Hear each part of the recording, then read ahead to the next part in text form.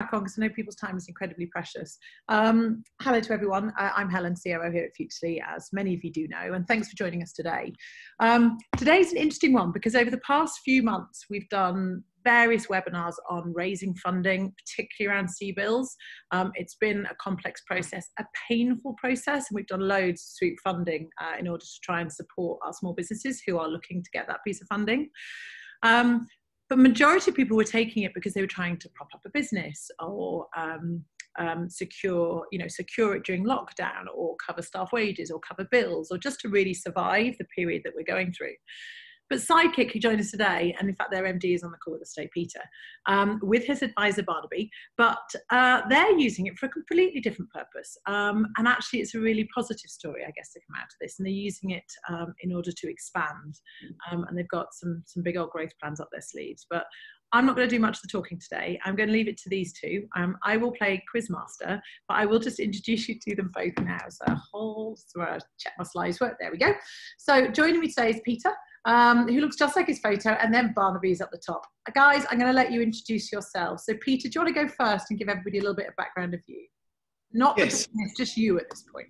Yeah, no, sure. So hi, yeah, as Helen so thankfully introduced me, I'm CEO of Sidekick Group, and I'm Londoner born and bred, originally an equity trader, so in the stock market for the large part of my career, always had an interest in operational businesses, and now find myself running Sidekick Group, which is a boutique facilities management firm, of which I shall expand in a very short moment. Super. And Barnaby? Hello there. Yes, I'm co-founder of a business called Venturi, which is relatively new. I often position myself as a recovering chartered accountant, which is always an interesting way of ingratiating yourself with chartered accountants. You have to stand up and say it and hold your hand up, kind of like I am guilty. I went through all the training, which was a phenomenal thing to do, but for the last 20 plus years, I've been running my own businesses. And over the last 5 years, been doing some strategy consulting, which is how I got to know Peter and his wife, Angela. On the back of that work with Sidekick and other projects, the idea for Venturi was formed, which we'll talk about a little bit later. Wow, I mean, you segued us quite nicely in there, Barnaby. Look, you're both really interesting businesses, and I think it's worth everybody really understanding the background and also how you did come together. So, I mean, we'll start with Sidekick. Peter, talk to us. What you say, boutique facilities management? So yeah, so basically we provide the full range of soft services that are required by the built environment today. So cleaning and housekeeping makes up about 70% of what we do, but we'll provide anything from teas and coffees to the waste management, anything really that goes into helping the people have a great experience in the environment that they work. So the business was founded actually by my mother-in-law back in, I think, 1995. And it was a small family lifestyle business based in Milton Keynes, based really with one kind of differentiating factor, which was she was always prepared to go the extra mile. I met Angela, my wife, in 1999, and yeah, I mean, at that point, I was an equity trader, and Angela and I had some other external operational interests. So we had a hotel and bar business in Chamonix. We had another couple of interests in a couple of restaurants, and Angela's mum really needed some help with her cleaning business at the time, which was Clearwater, because she had a growth opportunity with a client in Milton Keynes, River Island actually, who's still a client today. She was paying her staff weekly. She was definitely not going to get paid weekly, and they suddenly required kind of 25 people, and she just needed a lot of help with kind of administration and accreditation. So Angela and I took an interest in the business at that point and just provided some support. But to be honest with you, it was kind of fairly low placed in the order of things for us. And the business kind of ticked along till about 2014, when a friend of mine and Angela's got the job as a CEO for Love Film, which was based in Barbican. And Amazon bought Love Film, but just prior to that, our friend had asked us if we'd take the contract on. We were kind of fairly reluctant. Angela's mum begged us to. So we had about 10 cleaners and 2 receptionists working there. Mm-hmm. But But Amazon bought Love Film, as I said, and Amazon absolutely loved what we did, which at that point was nothing other than really be very, very nice and kind to our people. And at that point in this industry, that was a bit of a differentiating factor as well. So Amazon, as I said, loved what we did. 2014, they announced that they were going to shut down their big HQ in Slough, which they'd asked us to go and run, which we had no interest in at all. And they announced they were going to shut that down. They were moving into 4 offices in central London, and they basically begged us to take those contracts on. We suddenly went from kind of 10, 12 staff in London to kind of 150 pretty much overnight. Wow. And actually, we ended up assuming a whole range of services. So not just the cleaning and reception, but everything from the waste management to the pest control to all the periodic schedules, to the teas, to the coffees, to the yoga that was going on at lunchtime, all of this stuff. Largely, we were self-delivering anything that was to do with the people, and we were outsourcing, but managing the process for them on all those other service lines. And that was that was the first time that we really got a sense that certain organisations were starting to value workplace services in a different light. And actually, there was certain firms were sort of starting to measure the fact that there was a direct line between employee happiness and productivity. And that we had the kind of light bulb moment that actually the FM spend is the way that you might be able to extract enough value or be able to extract some value to be able to spend on the people. And if we thought very, very hard about how we could do that, there was a real business opportunity for us. And so we built something very much with them in mind and designed for them. Sorry. Was that built on, so looking at the facilities management piece where you said that there was a direct correlation between that spend and then kind of employee happiness and profitability and all the other things. I mean, was that gut instinct, or did you start to get stats from it or results from it? Well, we knew that internally Amazon had some KPIs and they were measuring. Okay. But we were just working really, really hard to give their people a nice time in the office. Okay. That was about hospitality training. We implemented some tech quite quickly, which enabled, all bought in, but that we were able, with providers who are new to the game, that we were able to customize a lot of the stuff that we needed from them directly for Amazon, which worked. And unfortunately, so we had a great kind of year and a half. I mean, incredibly hard work, but loads of learning and a great insights, spending loads of time with their program managers who are opening these new buildings up. So unfortunately in 2016, they'd engaged a managing agent, JLL, to manage their entire kind of worldwide real estate need. And JLL put a European tender out, which was very much based on the old school metrics, price. Of course. And it was and they were going to issue a European award. We'd had this kind of explosive journey. We'd kind of gone from a business that was doing about £800,000 a year and was just providing salary to Andrew's mum, to kind of doing about invoicing about £300,000 a month, doing all sorts of stuff. But did we want to go and run a load of buildings in Luxembourg? And I mean, we weren't in place to compete for that. But Barnaby and Paul, we'd met through that time. They had a consultancy, that strategic consultancy. Barnaby's partner was running the M&A program at Cass Business School, and they a very big friend of mine from the market, a guy who'd run Citigroup, had run Citigroup Equities. He had embarked on the M&A program, started working with Barnaby and Paul. He suggested we meet, so they'd helped us with our sort of strategic positioning. And at that point, Sidekick was born. We knew we had something. So we lost that contract. We were now back down to a business of, about £700,000 a year. This was kind of 2017, but we built this thing. So we had a decision to make. Do we fold our cards and go back to letting Angela's mum have the business and I went with City Pursuits, or do we go to market? And we went to market at the end of 2017. And it's kind of exploded, which is great. So we were doing about £1 million towards the end of 2017, and in February 2020, just before COVID shut down, we were annualizing about 8. Wow, that's incredible. And that's all in contract. It's not reactive work. That is incredible. Yeah. So So that's been what's happened with us, and we still very much believe that that our purpose is, as explained on the screen, to ensure that our customers gain a competitive advantage by providing the best employee work categories. And it's quite London centric, isn't it? You remain quite London, or have you got? Well, we've grown hard with the serviced office operators who are all kind of attracted to that theory, although they're very much, once they do a lot of that themselves, so actually cost is important for them. We've had to innovate around that. But yeah, I think London probably makes up 60% of what we do today.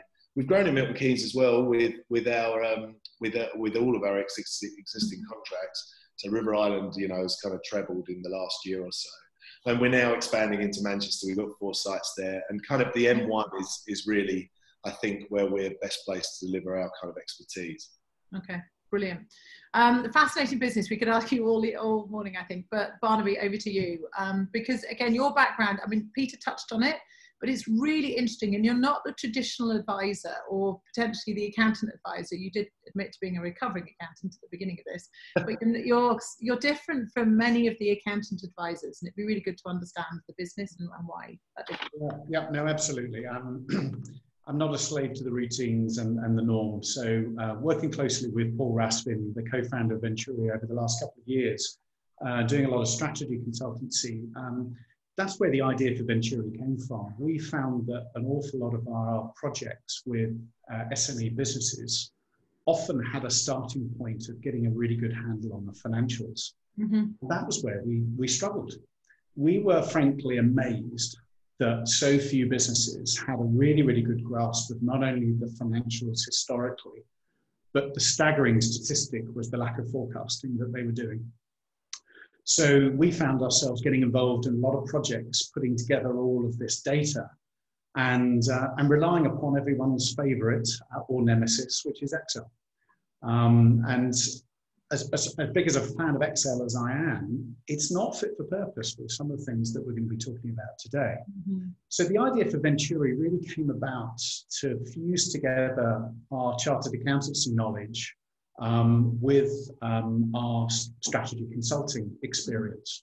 And what we wanted to do for SMEs was find a really easy way for them to engage with a set of advisors to help do the basic foundational stuff, which is the financial insights.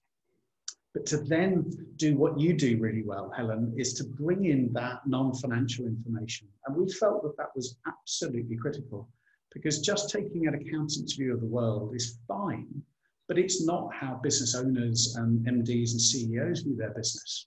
So the ability to bring in that performance information and those KPIs on how the business is really, really performing, using that non-financial data, mm-hmm. I think is an absolute game changer for how businesses view. The lead indicators, isn't it? It's that, it's financials is all lag. It's as a result of, and actually the more power we can give to small businesses is by giving them access to that lead information, because that's their levers to drive the lag results ultimately. Because just knowing that you're going to run out of cash is one thing, but it'd be nice to be able to affect it. Absolutely right. So I think with that in mind, we find that we go on a journey with a lot of clients, which is let's get a handle on the financials first, mm-hmm. which the way in which you sync with Xero and QuickBooks is frankly astounding. So all credit to Futurely for that. Well, and their APIs. I have to take my hat off to Xero and QuickBooks there as well. They've given us the data. But it just works. And that's something that gave us confidence to build a service around it. Yeah. So our service is really an expert-led service delivering financial performance and strategic insights, but with an extremely capable technology platform, of course, Futurely sitting behind it. How many of you are there? At the moment, there's 4 of us. So okay. We're very, very much in startup mode. And yeah. That was why we deliberately handpicked Peter and Sidekick, because we got to know him really well doing a lot of the strategy work with him over a few years. So we felt like we had a good understanding of the business. We knew that he is on a great growth trajectory. And we thought, actually, our service is perfect to be able to work with Peter and his management team to explore how to actually be successful in achieving those growth objectives. Yeah, so, because I think you needed much advice on those fast-paced growth companies as you do on the ones that are underperforming. Yeah, it's what without Venturi and Zero, it's the decision making that is really affected. You know, we don't. It's that there is a natural reluctance to make the decisions that you know intuitively are correct because you cannot validate them. Yeah.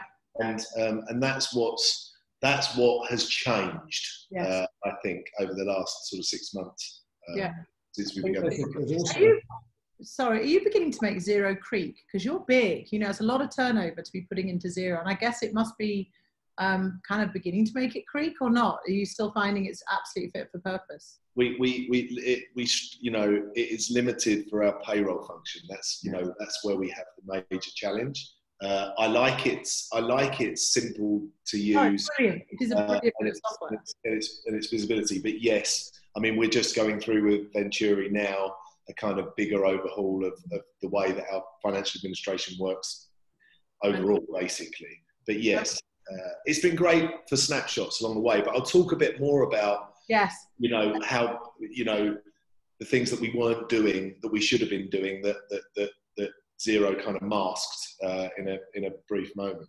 Before we head into that, let's just go, we do have to go back, because I think, you know, you touched on it, what you were doing in February this year, and then of course, we all know what happened. It feels like it's happening again. But let's just take us back to March 2020 and just what happened and the journey you went through in that time. And Barnaby, chip in where you need to. Yeah, and keep me on track. So look, we had this explosive growth, which I talked about briefly. And actually we just were implementing in February a kind of a contract that had just doubled, that was very time consuming. So we just implemented we just put another 100 people into, or tupied across another 100 people, another kind of 15 buildings, a whole range of other services, some of which were new, some of which were new builds that required kind of, you know, they needed mobilization from scratch. And then February happened, and actually we obviously saw it first because cases were springing up all over the place. And the first thing we needed to do, or the first demand, was really find a way, you know, find some products and services that we could implement that would mean that people could return to work very, very quickly. So all of our clients needed 24-hour SLAs as far as getting the building sanitized were concerned. And that's just, you know, so we needed to invest in fogging machines. We needed to retrain I think we retrained 50 people so that they could use new technologies and new equipment that would very quickly make a place COVID secure and free, ready for use the next day. So that was a big burden. And then offices started to close, and we could sense that, you know, we were having kind of daily meetings with our clients about occupancy, what was happening, how do we iterate the contract to fit that need? Because whilst at the same time they were concerned about the people, cost is obviously a major issue for all of our customers. And then bang, I think it was March the 19th that we had a conversation with two of our major clients and just said, look, no one's going to be coming into the office. Lockdown's just been announced. So we laid off 250 people that day, which was horrendous and a horrible experience. But we had no option because we didn't have the jobs. We needed to rein in contracts and we needed to support our clients, and that was the best way we could do that. Within 2 days, the Chancellor announced the furlough scheme, which was just amazing, incredible piece of legislation and very well thought through in a very short space of time. We were clearly going to be the mechanism for getting money to people through this time. We had a decision to make because our administrative burden had been released from us by laying the guys off. So actually it became a social issue for us. You know, we knew that by bringing back there was going to be a big cost implication because it was clear holiday would accrue. There would be administrative costs for business because we'd be the go-to place for 250 people, 300 people who all had massive concerns about what this meant for them. But we had no choice. I mean, it was part of who we are. Part of our DNA means that we will put our people first and our people's people first. And so we brought them all back. But yeah, the impact was significant. By March, March was okay-ish, but by April revenue had dropped by 60%. We hadn't fully mobilized all of the contract that happened in February. So even the numbers you're seeing in front of the screen here now, which see us touching kind of 600,000 in February, that actually what was in contract was about 750,000, but we hadn't implemented it all yet. Suddenly we had this big drop off. Yeah, revenue dropped by 60%. Managing all these people who weren't working but needed information about what this meant for them. Were they going to get paid? When were they going to get paid? How long did they have to see through? What else could we do for them in this time? And then really it was about engaging massively with our customers and constantly iterating our contracts. We have a very, very firm methodology, which Barnaby and Paul helped us with sort of define years ago, which means that we're very empathetic, and there is a moment on a monthly basis where we capture everything that goes on in the contract with our clients, and then we implement any changes. And there's a 6-step process for that. That needed to be made weekly because occupancy was fluctuating so enormously. And lots of our clients are serviced office operators, so they still needed services to provide, but they had lots of offices that lots of people giving up their offices, their empty offices. There's massive response works. We had to retrain, repurpose our staff. The staff that were left were going to have to be doing new and different jobs. We had to make them all safe. That was huge. Of course. And then really it became, managing our own business, all of our admin staff working from home, constant changes in regulations and guidance, trying to sift through the noise from all of these,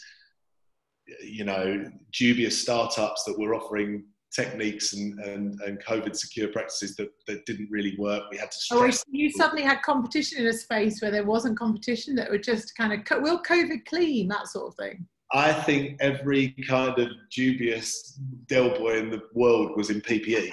We had to provide it, so we were like, what do you do, Sidekick? I'm speaking to some bloke I've never met before in China who's telling me you can get me this stuff. I'm like, do we believe that? Can we tell people that this will make them safe? You can't, but we needed to be the filter for all of that. So management demand was enormous. And how big is your, because you've got a lot of headcounts from actually out in the field, but actually what's your office? What's your admin headcount?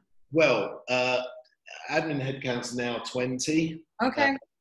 But we had an opportune moment. A friend of mine sold his telecoms business last year, and just in the middle of our growth, which was just, and actually there's a lot because he's got a number of engineers out working on facilities. There's a huge kind of crossover: risk assessments, health and safety procedures, visiting client sites, managing a disparate group of people. Yeah, of course. So we managed to pick up an ops director, a finance admin lead, and a financial controller in the middle of that growth, which was just so opportune. I mean, it's fantastic. Yeah, of course, invaluable at that point. But yeah, so that's where we were. Okay. But what we were through that process, and prior to that, so the growth had meant through 2018-19 that we had never really, we only looked at P&L as an indicator of how we were performing, P&L and revenue. No idea what was going on really with balance sheet. I'm not well practiced in that stuff. We didn't have real controls in the business, and our controller only joined towards the end of 2019. Okay. Occasional desperate phone calls to Barnaby, but really, I was aware of this burgeoning anxiety that was building up. Only came out when I was trying to go to bed. As it only ever does. Yeah, I'm so tired. Cash. I think it's the financial controller. I think we've seen along the way, obviously in our startup groups, so few. It's one of the latest hires that businesses make, and actually it's one of the most invaluable hires. And it should almost be one of the very, very earliest hires that made is somebody would be entirely responsible for finance. We were late doing it. Most of it sat on Hannah, my CEO's lap, for way too long than it should have done. Yeah. And now we've got an FC or a CFO we have, but we can hugely see the value of it. It kind of transforms it, doesn't it? Oh, I mean, look, there's an early stage in that startup world that Angela will never ever want to return to, where basically she and I were doing everything. Literally everything. And of course, as the growth enables you to departmentalize, and you have to. But if I had my time again, I would have a lot more. I would take a lot more care or time, or invest a bit more time and energy in understanding how the numbers are really working, because fundamentally, like I said before, it inhibits the decision making. Yes, and for Andrew and I perspective, we were, from previous endeavours, we were in a place where we were quite comfortable personally to be able, so any gaps we knew we could bridge up to a certain size. That's dangerous. Well, when you're getting to kind of a payroll of £300,000, you know, that's fine when you know you can cover a month or two and it's okay. When suddenly you're thinking about 3 months payroll, you might have to find because people have stopped paying you. Then it suddenly is that a headache. No, but I think that's one of the, if you can find a silver lining of COVID, I think a lot of businesses have recognised the importance of knowing their numbers and looking below just that sales line, which is what so much time and effort is spent on, and actually going underneath. Barnaby, it probably leads us quite nicely into you, doesn't it? And the financial planning piece, which I know did fall to you. Well, certainly. And I mean, as a precursor to this slide, I think echoing what Peter said, I mean, what he wanted first and foremost was visibility. And quite often that just takes so long. By the time you've got the previous month closed, you're into the end of the next month. And it's all about just getting a handle on those key numbers as quickly as possible. So that was the baby step for us. That was the first stage, is to just get a handle, work closely with the financial controller, because we couldn't have done it without her. Get that connection to Xero working and get some of those numbers up. And I remember a comment that Peter made very early on, which was, wow, I've never looked at my business this way before. And I think this is where you need a set of eyes that can look through the noise and create a picture.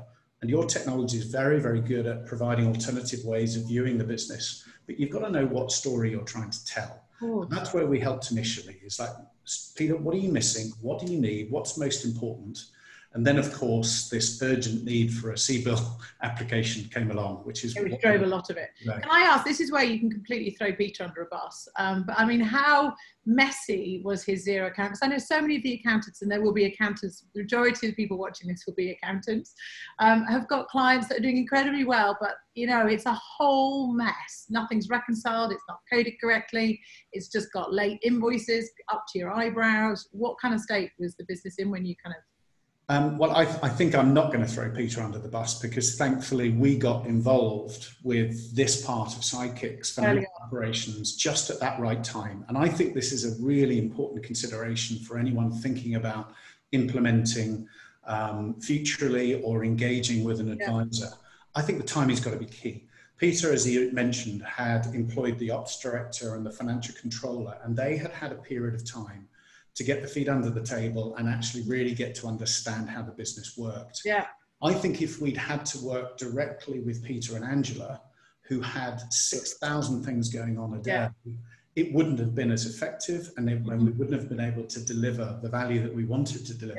So that was why I'm really pleased that we got in touch with Peter again in April, albeit with a kind of the oh crap moment, what's just happened. But the timing was perfect. Yeah, I can see that.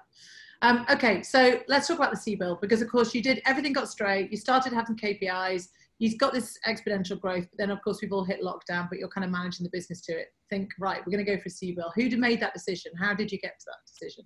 So, well, I mean, the minute that it was, the minute that the government announced it and announced that it was 80% backed, I think any business owner would have been mad not to have had a look. So, I mean, straight away, fundamentally. But as I said, I'd had this. Sorry. No, sorry. Well, it was just you said fundamentally immediately yes. And was that at that point? Were you thinking about it just to put cash in the bank, or were you thinking, "Oh, there's an opportunity here" at that point, or did that evolve as you went through the process? So I would describe our kind of the way that we thought about our need and where CBILs would fit into that as kind of two-pronged. Firstly, it was defence, and then secondly, it was attack. And defence was really, oh dear, I've had this burgeoning anxiety about not really being on top of what the numbers really mean for some time. It's getting a little bit painful. This will at least enable us to stop and take stock of that.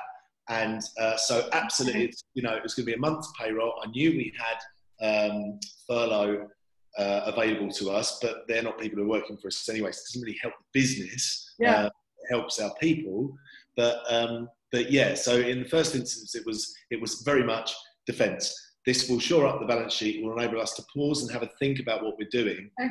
And then very quickly, having then implemented that and then gone through, you know, the forecasting process with Barnaby and understood exactly where we were because of Venturi, now it's about attack. What do we want to do with this? How can this kind of, what can this do for us to change the basis moving forwards? This dual personality that exists with most business owners of, on the one hand, thinking, oh my God, how am I going to get through this, is what's fascinating about working with CEOs and then owners of businesses, because you've constantly got that conflict going on. Mm-hmm. So that's why we focused on, let's get a handle on the numbers really, really quickly. The conversation about whether or not Peter goes for a CBILS was literally a phone call. And we just said, okay, let's have a look at what the bank's requirements are. Let's take a stock of where we are with the storyline, and can we quickly and confidently build out that forecast? Mm-hmm. But it was a very short conversation, Peter, wasn't it? And we just said, look, come on, we've got a great story here. Let's go for it. You were quite early on in the application process, which is when the application process was, eye-wateringly painful, wasn't it? Do you want to take us through the application? I mean, I don't know who led it. I'm assuming it was you, Barnaby, but do you want to talk through the application itself? Well, I'll let Barnaby take over, but yes, look, first year interest-free, no personal guarantees. It was very attractive.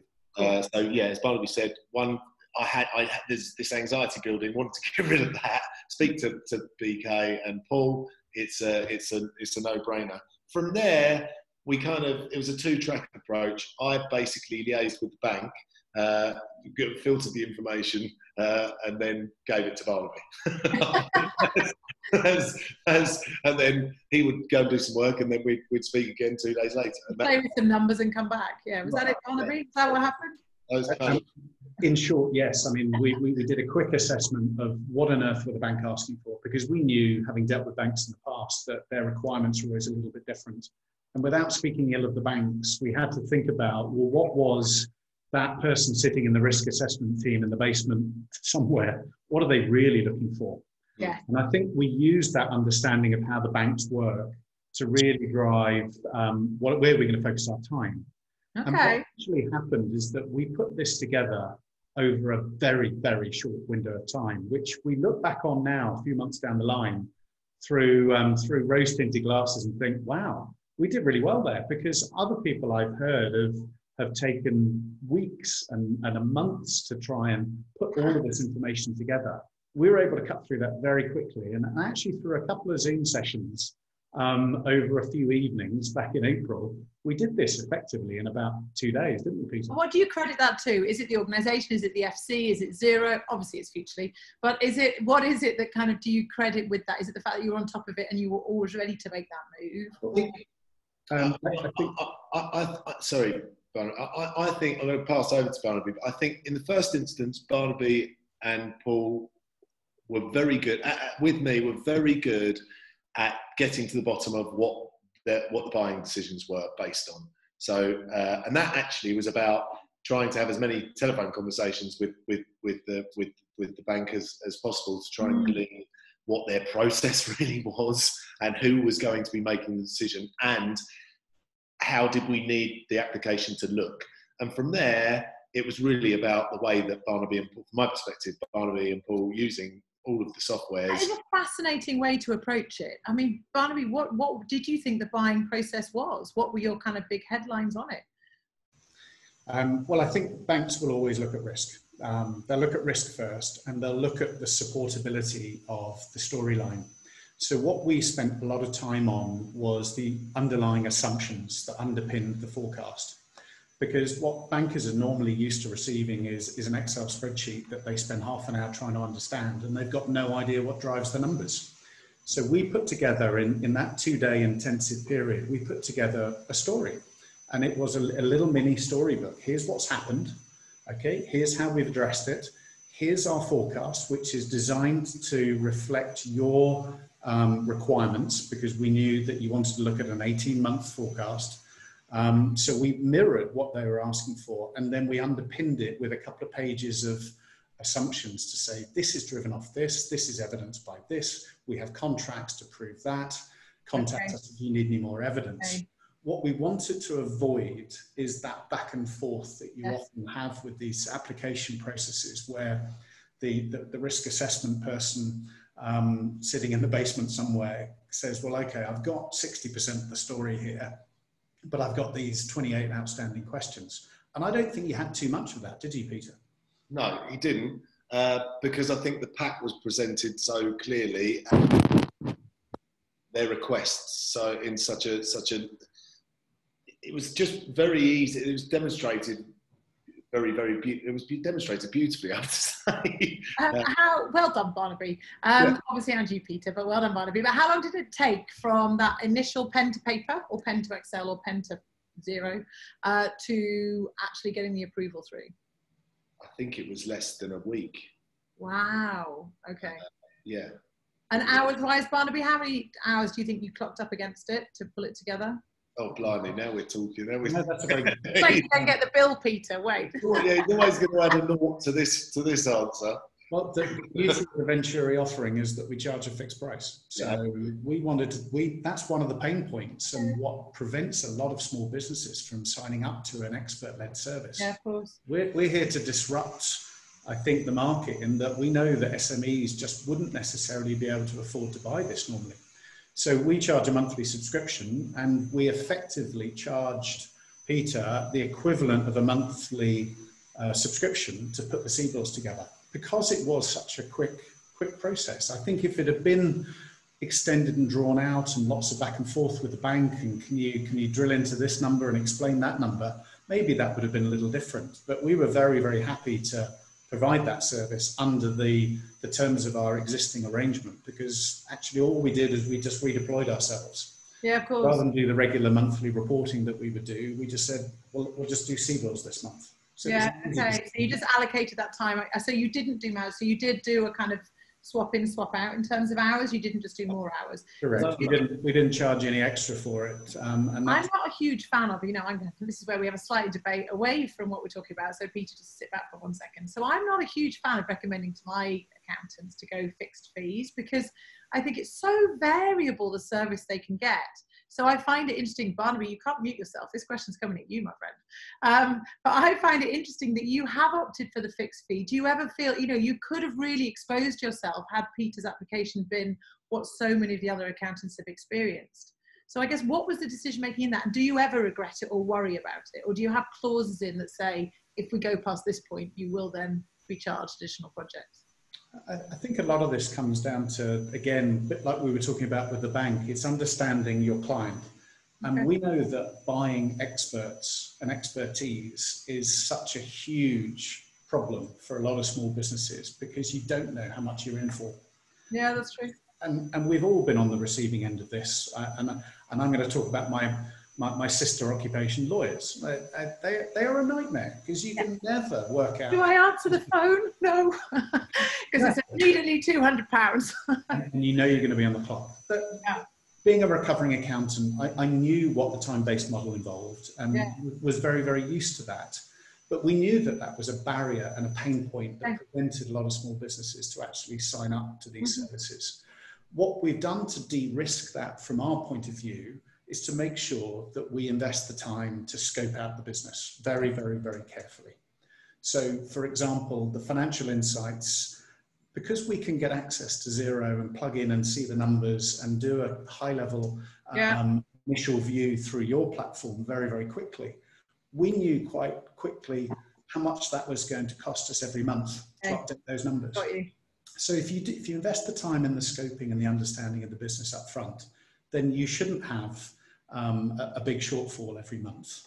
The other thing we do with the performance insights, that's where there is probably a lot more variability, because you're then talking about bringing in other data feeds. So we know some other technology providers charge per data feed. Yeah. I don't necessarily agree with that model either, because nowadays so much of this is automated. There's no cost associated with the data feed. So I think you've got to look at what the value in the output is. So the inputs are all well and good, but how much time are you spending in producing the output that the client really wants and values? I think where we spend the time up the front. key that you've done there is understanding it, because I think a lot of the accountants, and I know that many will agree that are watching this video, is that they have this blanket bronze, silver, gold type package, and it is them that gets hurt. Because I agree, small businesses do need to understand that expenditure, the monthly kind of, I know what I'm getting. Now, I'm not adverse to project work. If a small business can see the value of a project, if they need to go and raise funding, for example, then most of them will understand the value of an accountant taking on that project.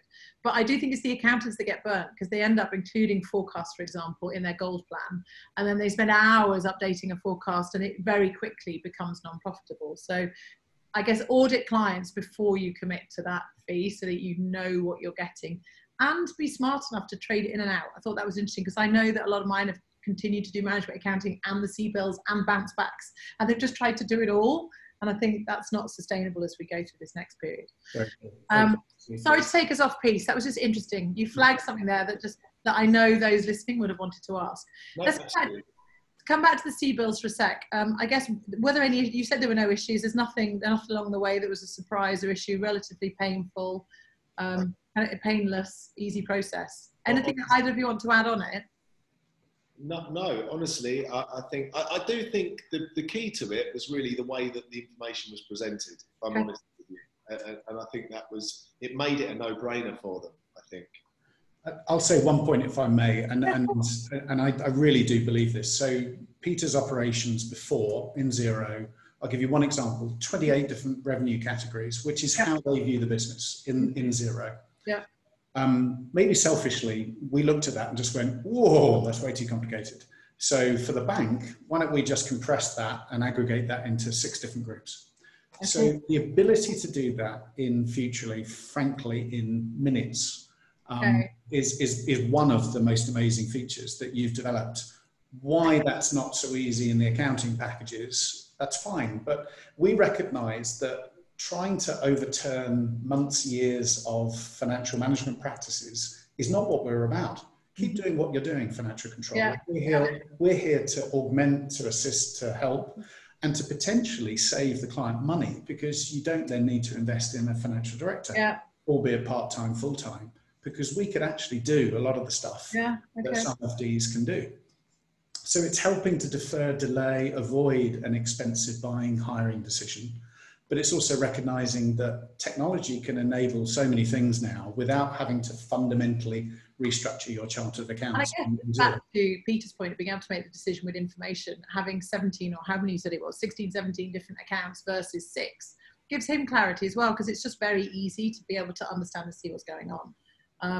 The granularity is valuable at certain points, but at other points you just need to be able to take a snapshot of where you are. Absolutely, absolutely. So Taylor, so we've got the money in the bank, and I guess time to expand is this slide. There's 4 million questions on here, but take it in your own pace. You've banked £250,000. I mean, clearly you have a party, but what then do you do with it? Well, so, I mean, in the first, as said, defence, shore up through the summer, understand where we are using Venturi to a bigger degree. And then once we realised that actually we were in quite a good place, and that things had been going quite well, and that we didn't actually need to put the money to work in terms of sorting the business out. Although I think we're in an ever-changing situation as far as what we do and the requirement for it is concerned. But fundamentally, we then started thinking about, okay, well, we've got access to this very cheap finance. We're looking really healthy from a financial perspective. Yeah.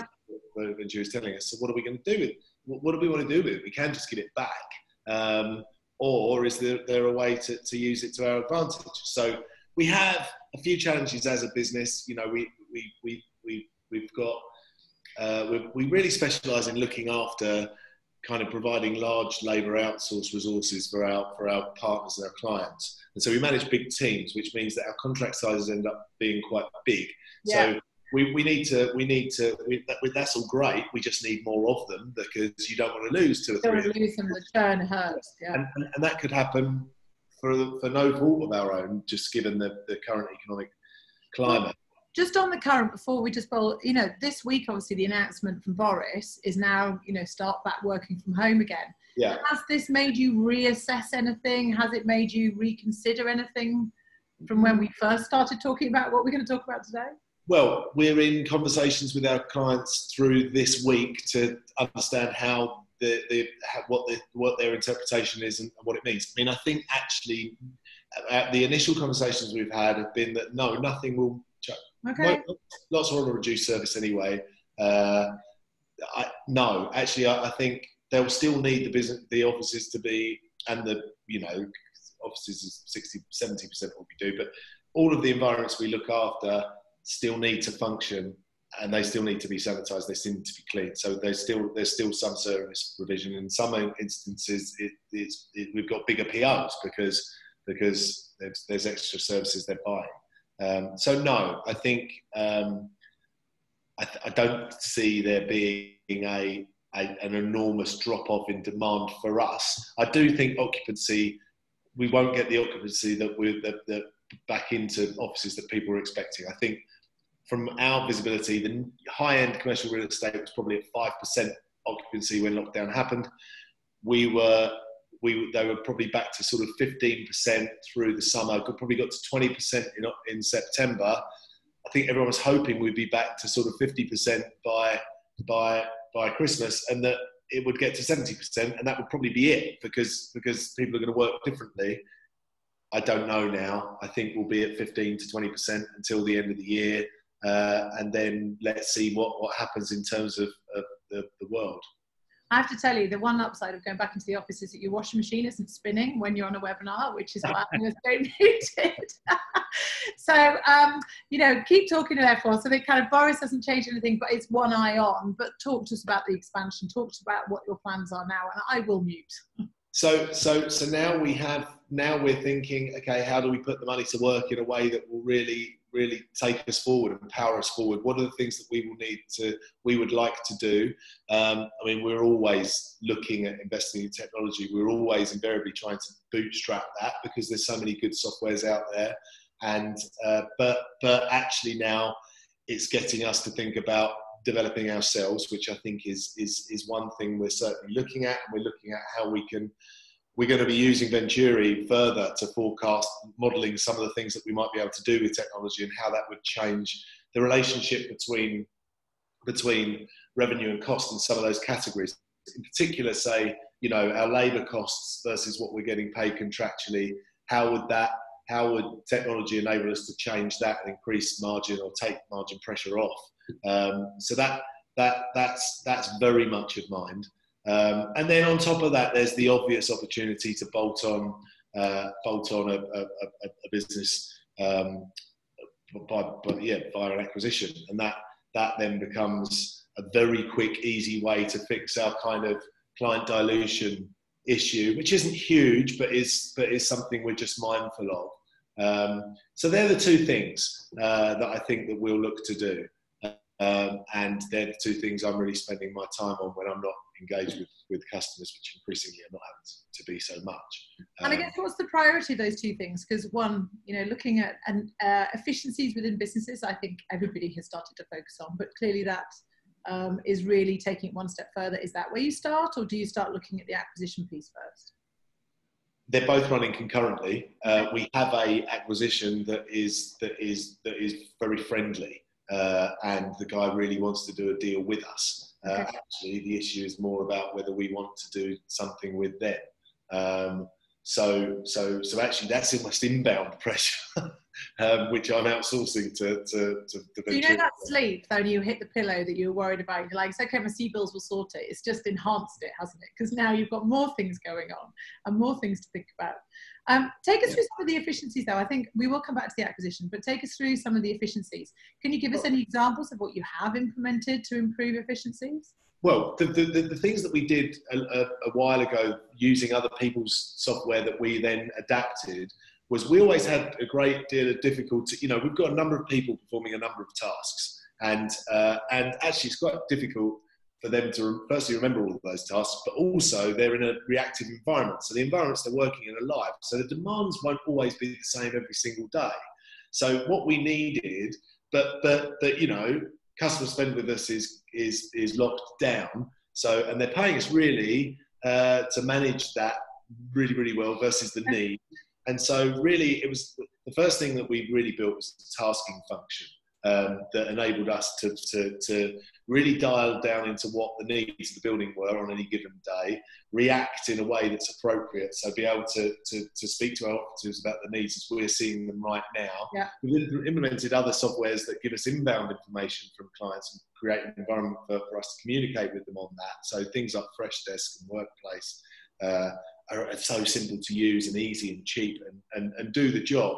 But what they don't do is disseminate the information and then feed it down to our operatives. You've got 500 operatives out there that just need some general direction. Otherwise, they'll either get blamed for things, or more importantly, they can't feed back to us what's happening, which will enable us to get the incoming team to respond.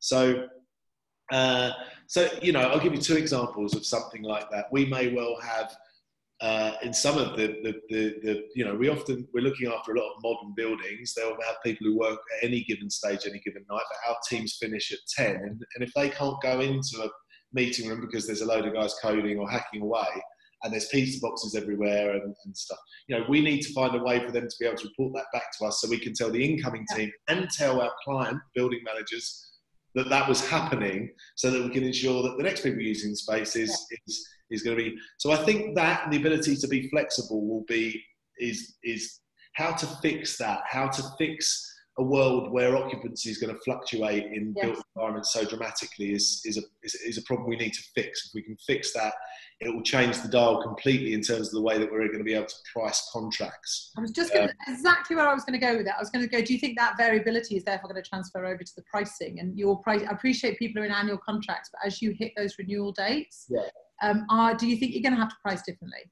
Well, we've been advocating that for a long time, and I've put a piece on LinkedIn about it. Barnaby and I worked on a pricing tool many years ago that had that aim in mind. Look, traditionally, the big managing agents in our world want to just lock down a contract because the way that real estate is valued flows all the way down. It's the costs that matter that get feed into that, and but it's just a really inefficient way of doing it. You're paying people. You're now going to be paying people to perform services in a building that's got no one in it on a Monday and a Friday. And I think that's going to change no matter what happens with COVID, or at least, you know, fluctuate. So yes, there'll be. What we've done recently is just create a lot more flex in that contract. So we know that you always need, it doesn't matter if no one goes into the building, dust will still accumulate and one person may use the toilet. It just needs, and it needs sanitizing today for sure. Yeah. So there is a baseline, and then what we want to be able to do is flex up and down from there, depending on the need of the day. And the information we get back from the built environment is going to help us with that.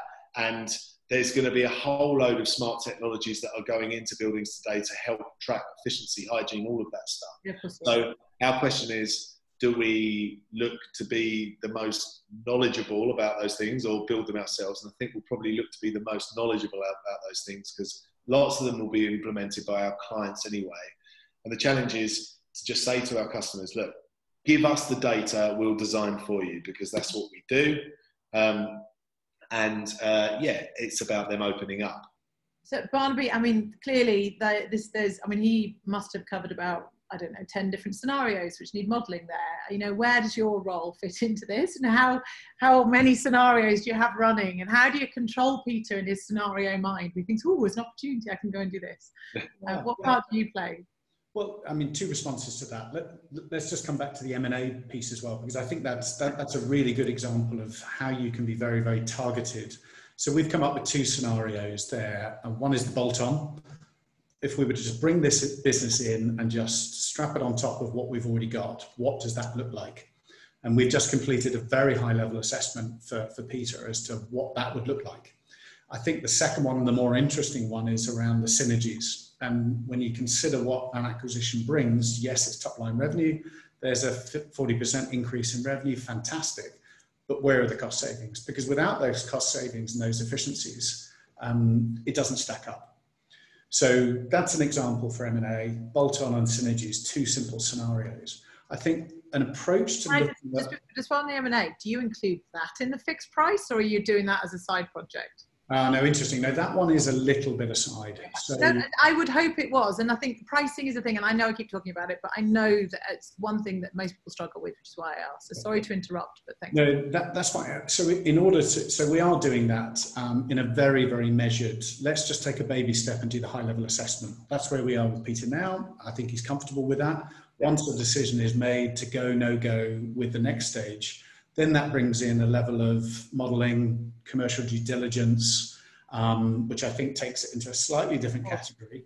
But the beauty of what we've got is that we've got the baseline scenario already sitting there. Yeah. And the speed with which, and we do this live with Peter, the speed with which we can share a Zoom screen and show you, okay, if we had these assumptions for revenue, what does it look like? The second point that I would make around doing this is that it's got to have a purpose. We've talked about clients flying blind and not having knowledge, good knowledge of the financials on time, quickly. Yeah. We've talked about not enough businesses looking forward and really projecting what's going to happen with the business, especially on the back of something like COVID, where the rules are changing every day.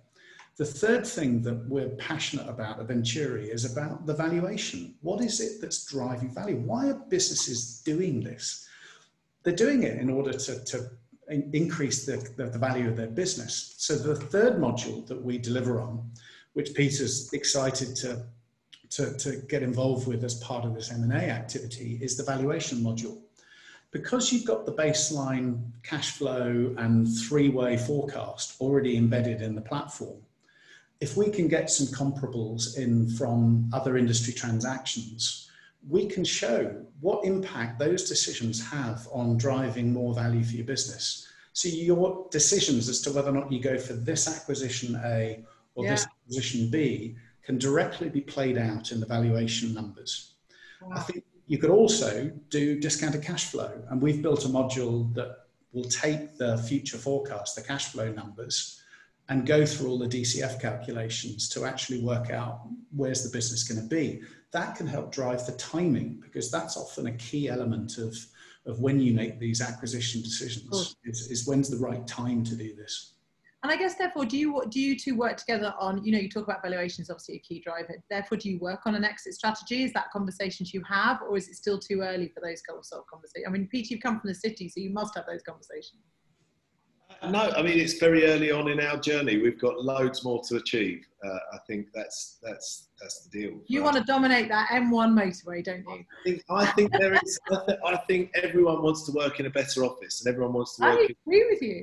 And there is so much change ahead. And I think if you can understand where you are financially, and make there's going to be an opportunity. There's going to be so much opportunity. Well, I do think there's, on the office thing, I think, bearing in mind the world that we'll all get used to working from home, then it has to be, to attract people back to the workplace, it's going to have to be acknowledged widely that it has to be a desirable place to go, because you no longer have to go, where I think a lot of companies could exist with its bare basics, whereas now you want to encourage people to go. I think we're really well placed to help our partners create a hospitality type environment. We know how to do that, and from the people perspective, and I think the technology the ability to use technology to really change the basis on that is huge. So yeah, I think we're at the start. I think the market's huge, and it's ripe for disruption. In the final few seconds, we've got a minute left. It doesn't matter if we go slightly over, because we did. I can chop little bits out of the front of the recording. But is there, just to cover anything positive you can take away over the past 6 months? I mean, yours is a relatively positive journey, but what positives can you take away? Look, I think you have to get on top of learning to get on top of the numbers very, very quickly. I think we'll never go back from where we are now. In fact, I think we'll only ever go forward. I think the remaining the obvious business things that I think anyone should be doing right now, you should not be hiding from difficult conversations with customers. Go and talk to them. There's a million ways you can help. And so I think all of our customer relationships have strengthened enormously in this time. I think they're the two big things really for me. I mean, Barnaby, we've talked about. Anything to add, Barnaby? Yeah. I think if COVID's taught us anything, it's about being flexible and keen to explore every rework of the plan that you need to do. And don't be afraid to just try something new and have a go and have a look. Because I think the advantage look, I'm talking my own book here, but bringing together people with finance and strategy experience with a tool that enables you to work through those scenarios quickly de-stresses these conversations and makes them enjoyable. Because you're thinking about, actually, I'm taking some stress out of my day. I'm not wasting time building something for 2 weeks in Excel that I'm never going to use again. Make this part of your regular monthly journey. This is a governance play at the end of the day, making you operate more efficiently as a CEO and making your team and your other advisors, be they accountants or lawyers or non-execs, making them support you better. No, I agree. Look, listen, the biggest benefit for us is we get strategic insight as well as kind of qualification from where we are financially, and that is huge. It enables us to look broader and deeper at what we're doing. You know, it forces us to implement KPIs into our own business, and I think I mean, scenario planning is going to be should be at the forefront, I think, of any kind of intending to grow SMEs kind of monthly internal checks at the moment. And I think, these tools enable us to do that. And that's what we're doing because we're not sure about what's around the corner. No, indeed. And I think you're absolutely right. Plot, plan, and adjust to adjust regularly, because today is not like tomorrow. And I think that's the really important lesson. There can be no assumptions that we know what's coming. We are out of time, so I'll stop sharing my screen and just say thank you to you both. Honestly, it's such an interesting story, and I think such a different angle. So to those on the recordings, I will share, I will make sure that underneath the recording, which will everyone will be able to access on the website, I share both of your details, just so that if anybody ever wants to reach out to you, they can. If you can, Peter, share your LinkedIn blog on the pricing. I know that I've had a couple of direct messages to say, can we please have that? So if you could share that with me, I can then share that when I send the recording out to all those who register. It's a few years old. It's always interesting, doesn't matter. I think, you know, it's always relevant. I will let everybody go into their day. Thank you so much. That was brilliant. Thank you for your time and thanks for joining us. Take care. Bye-bye. Bye-bye.